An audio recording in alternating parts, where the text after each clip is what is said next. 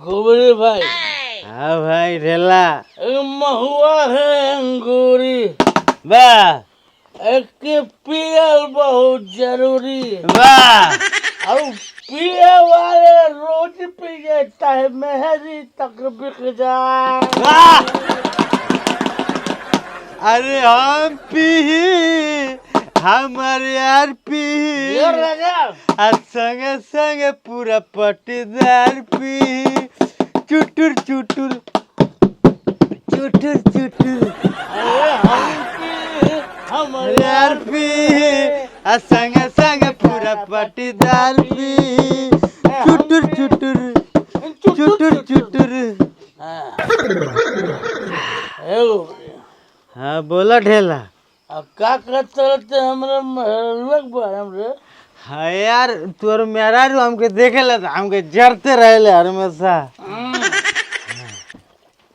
हमारे मेहरारू तो के देख के जरूर है। इस हाँ। बात गलत नहीं है, बिल्कुल 100% सही है।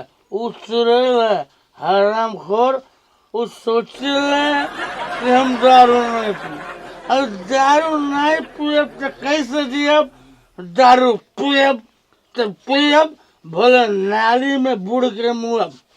ए इतना हमारे मेहरारुआ के आवाज लगाता ए तुके डॉक्टर मना कैले बना पिए से और लीवर खराब होता ना और बुखार छोड़त नहीं बा तुके तब वो तो पियत हो बैठ के। अरे वो कहने की पिलाने इस शाम के जबरदस्ती पिया था। एको बरिया तो नहीं सुधरबे का। ए चुप अब कुछ कुछ बोले मत लाख खजी पे चुप। अब मर्दे समझावा मोर तक समझाई भगवान आज के बना फिर अगर आज के बाद पियला दारू ना तो हमसे बुरा के हो ही नहीं। हम पी तब तो अखड़े जमाने में मर जा न पिया।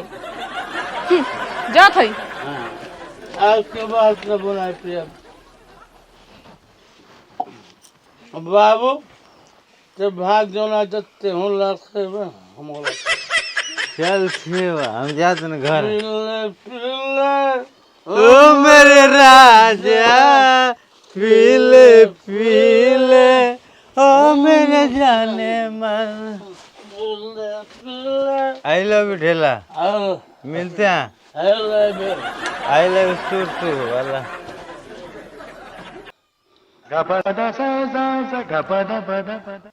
अरे राम एकदम पेटवा पीला था।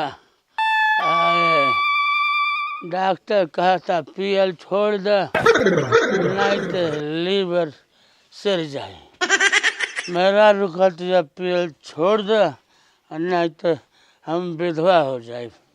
चलो हम ही पियल छोड़ देते छोड़ दे पियल। डॉक्टर कहले पहले पेशाब टेस्ट करा के ले आवा। अब चली छोट बोतल रह नहीं पेशाब टेस्ट करा ली कुछ पता चल जा कौन बीमारी बा। ए गोबरिया का दारू के प्यास ते पानी से बुझाओ तले तो का करी जितना अपन दोस्त पिया कराना सा सगरी मेहरारू मार के आ पेकड़े छोड़ा दियलस आ ढेलवा ढेलवो पियल छोड़ दियलस ओकर मेहरारू चपले से मार मार क्रिया धरा दियलस कि दारू मत छुए आ ओकर सुनत नहीं कि लीवर खराब हो गल। ए गोबरी देख नदी अपन बहले के दिशा बदल सकेले सांप अपन जहर देवल भुला सकेला लेकिन आदमी अपन छिनरपन और पियक्कड़पन मरते दम तक नहीं छोड़ेला। ते लगाओ फोन ढेलवा के।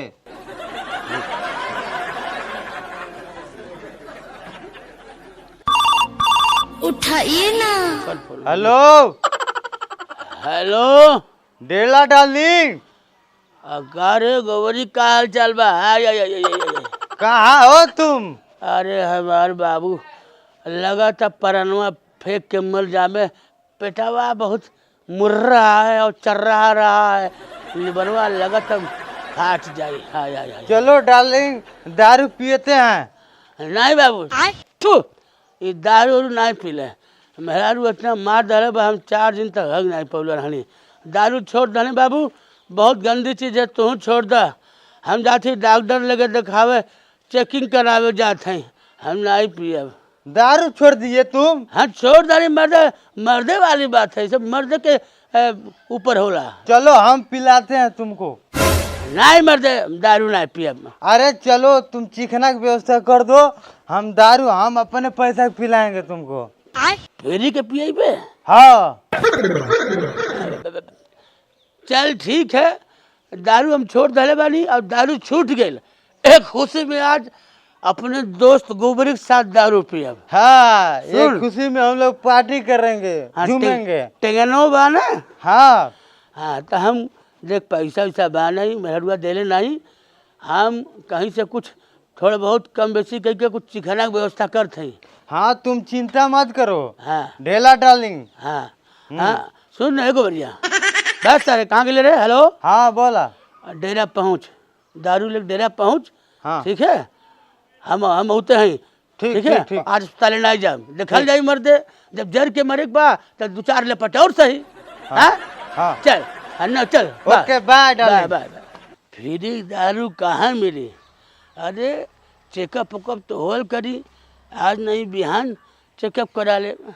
मरे खातिर सब मृतलोक मैले बा, आज नहीं बिहान सब मर जाए। जे बिना पियले मरल ओकर जिंदगी तो नरक है। हाँ कि जो नर मछली खाते हैं मूड़ा पूछ सहित, ओ बैकुंठ जाते हैं नाती पूत सहित। ई सोमरस आज पी के रह फिर के मिलल बा, अब तू के बिहान चेक कराई। हाँ चलिए। गोबरिया हाँ कोई तो देले दारू की व्यवस्था कर दिया जाई, लेकिन थैली में एक आना नहीं के काम कैसे होई? क्या करबो? का रे दारू कहल गइल बा कि कोनो चीज के दिल से चाह तू साक्षात मिल जाला। जिसको ढूंढा गली गली वो घर के पिछुआरे मिली। दारू की तो व्यवस्था हो गई, अब ढेला के चिकना खाई ली। चल चिकना मिली ढेला के। फिले मुझे पीने का शौक नहीं, गम भुलाने को पुरन की बुलाने को नई की बुलाने को। देखा देला आज ले अठैया भटैया पियत रहला, देखा ई गोबरी तो के इंग्लिश पियात रहा। आज ले तुआर सातों खानदान आज ले इंग्लिश दारू के हाथ नहीं लगोले। भारत के हमारे खानदाने में चढ़े। हाँ लेकिन गोबरिया कैसन बा कि आज तोरा के इंग्लिश पियात है। ए बाबू है देख, नमकीन बहुत महंगा है, 777 रुपया 77 पैसा 77 आना किलो है, बुझले? देखा हमारे जितना जरूरी बा उतना कई गुना तोरा नमकीन खरीदाई। अभी जान रहे बा, अरे थोड़ा थोड़ा पिए यार। अरे यार पूरा खानदान में क्यों नहीं पियले होई?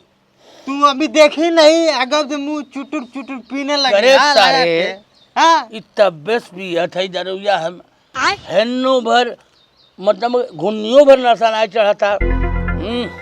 सारे बहका था जैसे कोनो बूथ के दहले हो।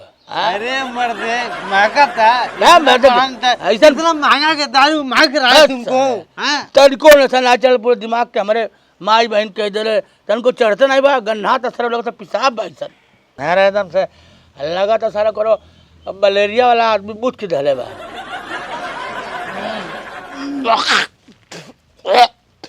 सारा लगता अरे बाप रे बाप, पूरा गन्ना एकदम पूरा लगाता कसम से माई करिया एकदम मुंह तो लगाता एकदम। ए परवीन, अरे हम के काज के महंगा था।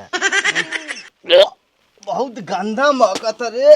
उल्टियाँ जी होता। नहीं देख नहीं लगता कोनो पुसाबे खान में कहता देखबो तनी हम हक के देख अरे यार मार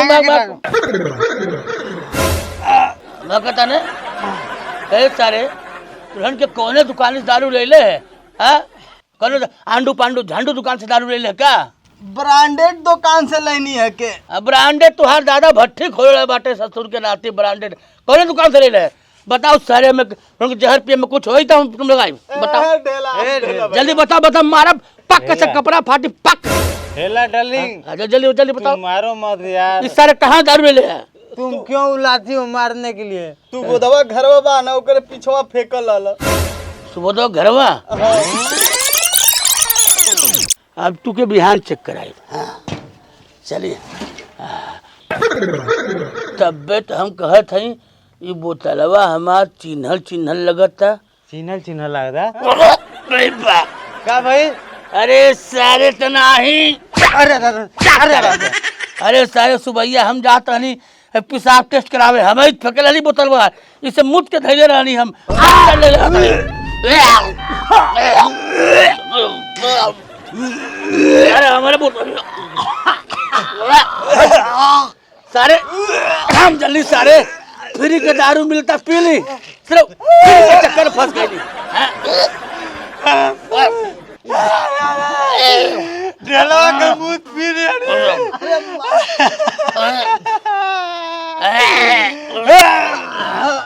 सरऊ हमारा ठिकाना खराब हो गया भाग जा सर निकल रहा है